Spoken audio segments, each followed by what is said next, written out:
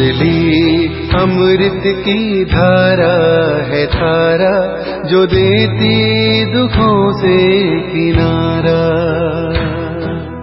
मुरली अमृत की धारा है धारा, जो देती दुखों से किनारा। भूले जीवन में हो जाए शिव बाबा मुरली में समझाए। भूले जीवन में हो जाए शिव बाबा मुरली में समझाए। ओम शांति। आज की तारीख है 27/2/2023 की साकार मुरली। बाबा के महावाक्य। मीठे बच्चे, बाप आया है बेहद सृष्टि की सेवा पर, नरक को स्वर्ग बनाना। यह सेवा कल्प कल्प बाप ही करते हैं। प्रश्न, संगम की कौन सी रस्म सारे कल्प से न्यारी है? उत्तर, सारे कल्प में बच्चे बाप को नमस्ते करते हैं, लेकिन संगम पर बाप बच्चों को नमस्ते करते हैं। बाप कहते हैं, मैं तुम सिकलद बच्चों की सेवा पर उपस्थित हुआ हूँ, तो तुम बच्चे बड़े ठहरे ना। बाप कल्प के बाद बच्चों के पास आते हैं, सारी सृष्टि के खिचड़े को साफ कर नरक को स्वर्ग बनाने। बाप जैसा निराकारी निरहंकारी और कोई हो नहीं सकता। बाप अपने थके हुए बच्चों के पांव दबाते हैं। ओम शांति। बाप आने से ही पहले पहले बच्चों को नमस्ते करे या बच्चे बाप को नमस्ते करे, यानी बच्चे बाप को नमस्ते करे, नहीं, पहले बाप को नमस्ते करना पड़े। संगम युग की रस्म रिवाज ही सबसे न्यारी है। बाप खुद कहते हैं, मैं तुम सबका बाप तुम्हारी सर्विस में आकर उपस्थित हुआ हूँ, तो जरूर बच्चे बड़े ठहरे ना। दुनिया में तो बच्चे बाप को नमस्ते करते हैं, यहाँ बाप नमस्ते करते हैं बच्चों को। गाया भी हुआ है, निराकारी निरहंकारी तो वह भी दिखलाना पड़े ना। वह तो सन्यासियों के चरणों में झुकते हैं, चरणों को चूमते हैं, समझते कुछ भी नहीं।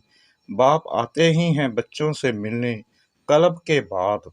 बहुत सिखलाते बच्चे हैं, इसलिए कहते हैं, मीठे बच्चे थके हो, द्रौपदी के भी पांव दबाए हैं ना, तो सर्वेंट हुआ ना। बंदे मातरम किसने उचारा है? बाप ने। बच्चे समझते हैं बाप आया हुआ है सारी सृष्टि की बेहद सेवा पर। सृष्टि पर कितना किचड़ा है, यह है ही नरक, तो बाप को आना पड़ता है नरक को स्वर्ग बनाने। बहुत उकीर यानी प्यार उमंग से आते हैं, जानते हैं मुझे बच्चों की सेवा में आना है, कल्प कल्प सेवा पर उपस्थित होना है। जब वह खुद आते हैं तब बच्चे समझते हैं बाप हमारी सेवा में उपस्थित हुए हैं। यहाँ बैठे सभी की सेवा हो जाती है, ऐसे नहीं सबके पास जाता होगा। सर्वव्यापी का अर्थ भी नहीं जानते। सारी सृष्टि का कल्याणकारी दाता तो एक है ना। उनकी भेंट में मनुष्य कोई सेवा कर ना सके, उनकी है बेहद की सेवा। गीत। जाग सजनिया जाग,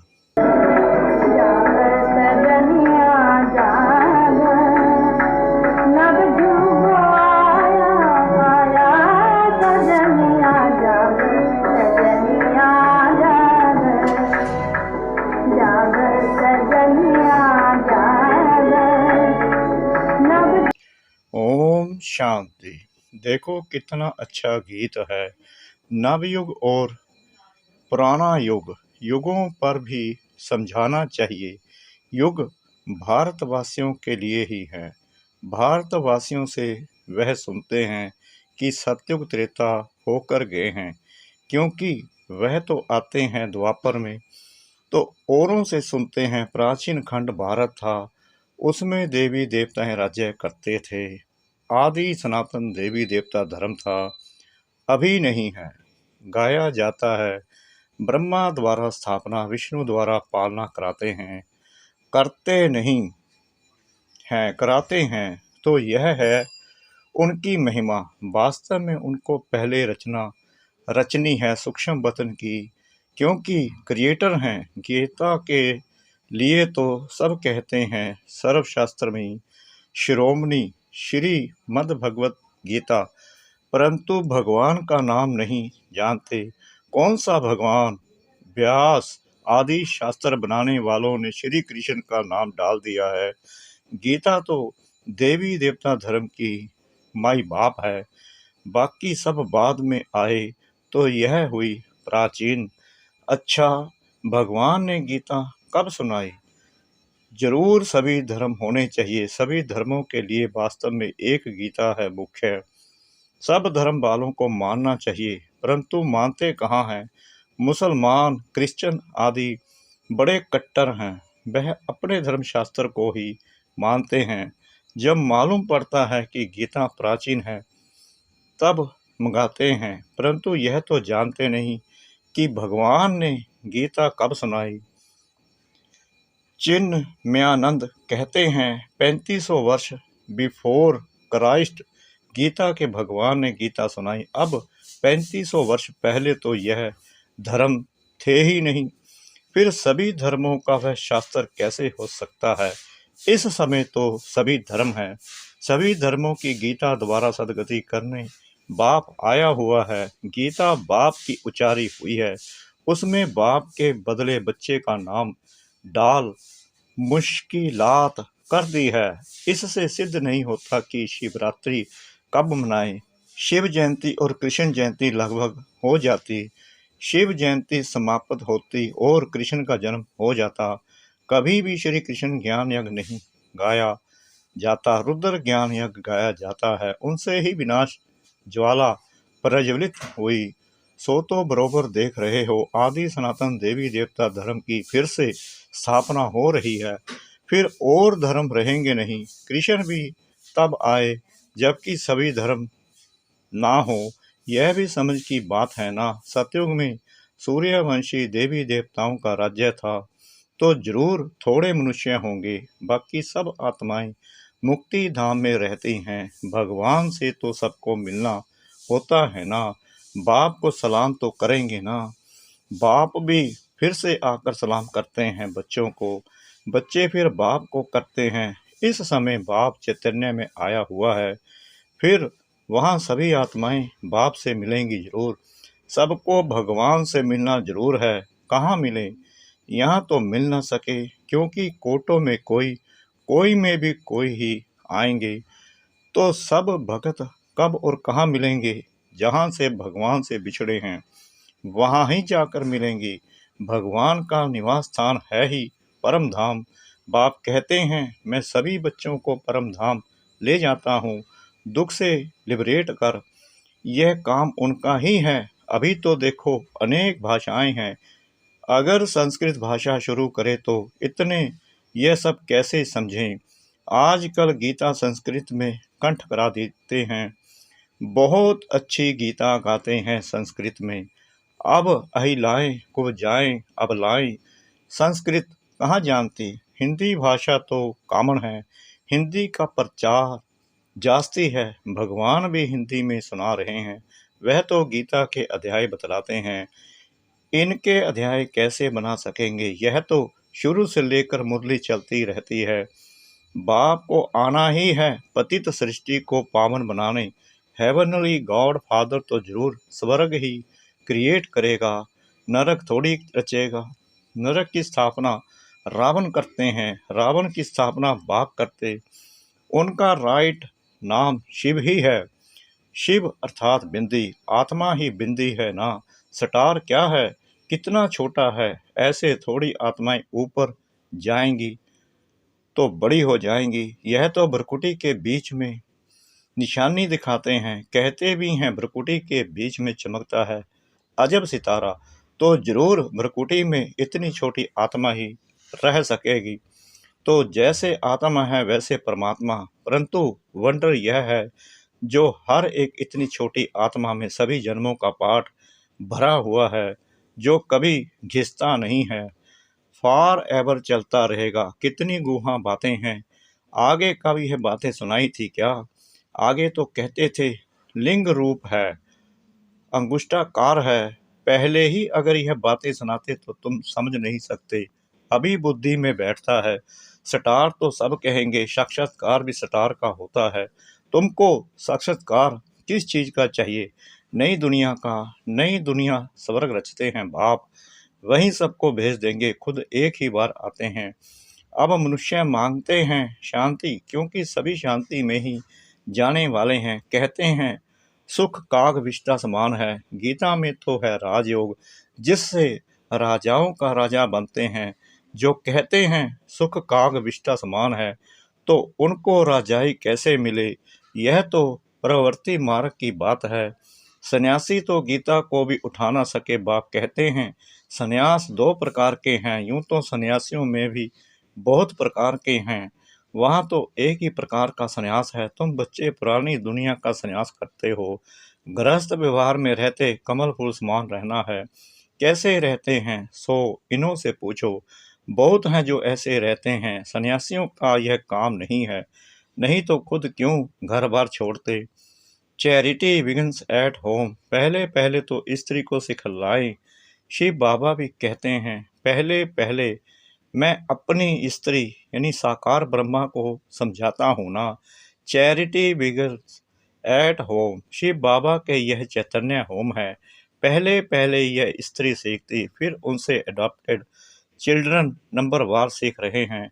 यह बड़ी गुहा बातें हैं। सभी शास्त्रों में मुख्य शास्त्र है गीता, परंतु गीता शास्त्र से कोई प्रेरणा नहीं करते हैं। वह तो यहाँ आते हैं, यादगार भी हैं। शिव के अनेक मंदिर हैं। खुद कहते हैं मैं साधारण ब्रह्मा तन में आता हूँ। यह अपने जन्मों को नहीं जानते। एक की बात तो है नहीं, सभी ब्रह्मा मुख वंशावली बैठे हैं। सिर्फ इस एक को ही बाप समझाए, परंतु नहीं। ब्रह्मा मुख द्वारा तुम ब्राह्मण रचेगे, सो तो ब्राह्मणों को ही समझाते हैं। यज्ञ हमेशा ब्राह्मणों द्वारा ही चलता है। उन गीता सुनाने वालों के पास ब्राह्मण है नहीं, इसलिए वह यज्ञ भी नहीं ठहरा। यह तो बड़ा भारी यज्ञ है। बेहद के बाप का बेहद का यज्ञ है। कब से डेगियां चढ़ती आई हैं, अभी तक भंडारा चलता ही रहता है। समाप्त कब होगा? जब सारी राजधानी स्थापन हो जाएगी। बाप कहते हैं तुमको वापिस ले जाएंगे, फिर नंबरवार पाठ बजाने भेज देंगे। ऐसे और तो कोई कह ना सके कि हम तुम्हारा पंडा हूँ, तुमको ले जाऊंगा। जो भी पतित मनुष्य हैं सबको पावन बनाकर ले जाते हैं। फिर अपने अपने धर्म स्थापन करने समय पावन आत्माएं आना शुरू करती हैं। अनेक धर्म अभी हैं, बाकी एक धर्म नहीं है। फिर आधा कल्प कोई शास्त्र नहीं रहता। तो गीता सब धर्मों की, सब शास्त्रों की शिरोमणि है, क्योंकि इससे ही सबकी गति सदगति होती है। तो समझाना चाहिए सदगति है भारतवासियों की, बाकी गति तो सबकी होती है। भारतवासियों में भी ज्ञान वह लेते हैं जो पहले पहले परमात्मा से अलग हुए हैं। वहीं पहले ज्ञान लेंगे, वहीं फिर पहले पहले जाना शुरू करेंगे। नंबर वार फिर सबको आना है। सतो रजो तमो से तो सबको पार करना है। अभी कल्प की आयु पूरी हुई है, सभी आत्माएं हाजिर हैं। बाप भी आ गया है, हरेक को अपना पाठ बजाना है। नाटक में सभी एक्टर्स इकट्ठे तो नहीं आते, अपने अपने टाइम पर आते हैं। बाप ने समझाया है नंबरवार कैसे आते हैं। वर्णों का राज भी समझाया है। चोटी तो ब्राह्मणों की है, परंतु ब्राह्मणों को भी रचने वाला कौन है? शूद्र तो नहीं रचेंगे। चोटी के ऊपर फिर ब्राह्मणों का बाप ब्रह्मा, ब्रह्मा का बाप फिर है शिव बाबा। तो तुम हो शिव वंशी, ब्रह्मा मुख वंशावली। तुम ब्राह्मण फिर सो देवता बढ़ेंगे। वर्णों का हिसाब समझाना है। बच्चों को राय भी दी जाती है। यह तो जानते हैं सब एक जैसे होशियार तो नहीं है। कोई ने के आगे विद्वान पंडित आदि डिबेट करेंगे तो वह समझा नहीं सकेंगे। तो कह देना चाहिए कि मैं नहीं हूँ, आप फलाने टाइम पर आना, फिर हमारे से बड़े आपको आकर समझाएंगे। मेरे से तीखे और हैं, क्लास में नंबरवार होते हैं ना। देह अभिमान में नहीं आना चाहिए, नहीं तो आबरू यानी इज्जत चली जाती है। कहते हैं बीके तो पूरा समझा नहीं सकते, इसलिए देह अभिमान छोड़ रेफर करना चाहिए। और तरफ बाबा भी कहते हैं ना हम ऊपर से पूछेंगे, पंडित लोग तो बड़ा माथा खराब करेंगे, तो उनको कहना चाहिए मैं सीख रही हूँ, माफ़ करिए, आप कल आना तो हमारे बड़े भाई बहनें आपको समझाएंगे। महारथी घोड़े सवार प्यादे तो है ना, किन्हों की शेर पर सवारी भी है। शेर सबसे तीखा होता है, जंगल में अकेला रहता है, हाथी हमेशा झुंड में रहता है। अकेला होगा तो कोई मार भी दे। शेर तीखा होता है, शक्तियों की भी शेर पर सवारी है। तुम्हारी मिशन भी बाहर निकलनी है, परंतु बाबा देखते हैं पान का बीड़ा उठाने वाला कौन है। प्राचीन देवता धर्म किसने स्थापन किया, वह सिद्ध कर बताना है। बहुत तो गॉड गॉडिस भी कहते हैं, वह समझते हैं गॉड गॉडिस अलग हैं, ईश्वर अलग है। लक्ष्मी नारायण को भगवान भगवती कहते हैं, परंतु लाख के विरुद्ध हैं। वह तो है देवी देवताएं। अगर लक्ष्मी नारायण को भगवान भगवती कहते तो ब्रह्मा विष्णु शंकर को पहले भगवान कहना पड़े। समझ भी चाहिए। अच्छा, मीठे मीठे सिकला दे बच्चों प्रति माता पिता बाप दादा का याद प्यार और गुड मॉर्निंग। रूहानी बाप की रूहानी बच्चों को नमस्ते। हम रूहानी बच्चों की रूहानी बाप दादा को श्रद्धा भरी प्रेम भरी नमस्ते। शुक्रिया बाबा, शुक्रिया बाबा, शुक्रिया बाबा, इस मीठी मीठी मीठी मुरली के लिए। धारणा के लिए मुख्य सार। नंबर 1, देह अभिमान छोड़ अपने से बड़ों को आगे करना है, बाप समान निरहंकारी बनना है। Number 2, charity begins at home. पहले अपने गृहस्थ व्यवहार को कमल फूल समान बनाना है। घर में रहते हुए बुद्धि से पुरानी दुनिया का संन्यास करना है। वरदान, संबंध में संतुष्टता रूपी स्वच्छता को धारण कर सदा हल्के और खुश रहने वाले सच्चे पुरुषार्थी भाव। सारे दिन में वैरायटी आत्माओं से संबंध होता है, उसमें चेक करो कि सारे दिन में स्वयं की संतुष्टता और संबंध में आने वाली दूसरी आत्माओं की संतुष्टता, संबंध में आने वाली दूसरी आत्माओं की संतुष्टता की परसेंटेज कितनी रही। संतुष्टता की निशानी स्वयं भी मन से हल्के और खुश रहेंगे और दूसरे भी खुश रहेंगे। संबंध की स्वच्छता अर्थात संतुष्टता, यही संबंध की सच्चाई और सफाई है। इसलिए कहते हैं सच तो बीठो नच। सच्चा पुरुषार्थी खुशी में सदा नाचता रहेगा। स्लोगन, जिन्हें किसी भी बात का गम नहीं, वही बेगमपुर के बेफिक्र बादशाह हैं। जिन्हें किसी भी बात का गम नहीं, वही बेगमपुर के बेफिक्र बादशाह हैं। ओम शांति।